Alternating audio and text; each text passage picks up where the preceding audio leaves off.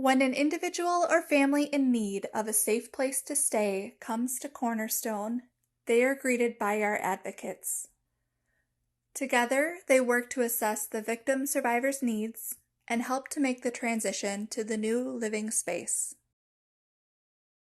We provide food, clothing, and toiletries as needed, and depending on the participants' short and long-term goals, we'll connect adults with other programs at Cornerstone or to external partners. We also help children with the transition and work to mitigate the impact of the violence they've experienced or witnessed. Our shelter is set up as apartments, each with 2 bedrooms with a bunk bed, a living room, a kitchen where residents can cook for themselves, and a bathroom. This creates a sense of normalcy.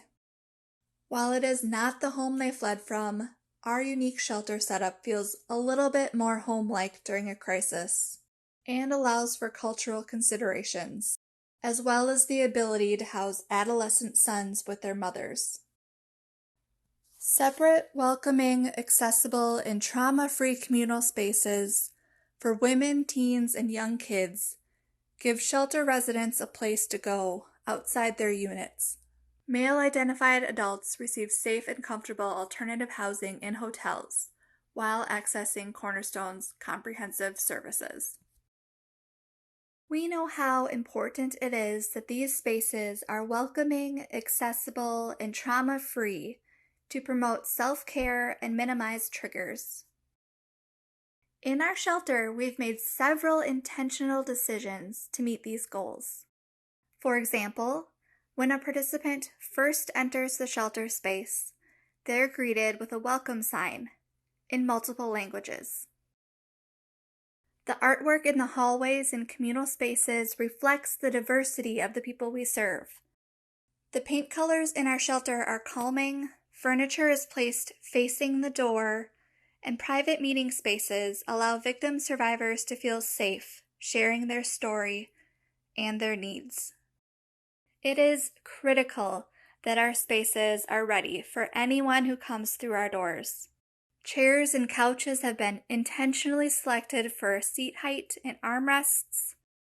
Hardware on kitchen cupboards are inclusive, and we have a wheelchair-accessible unit with additional considerations and modifications.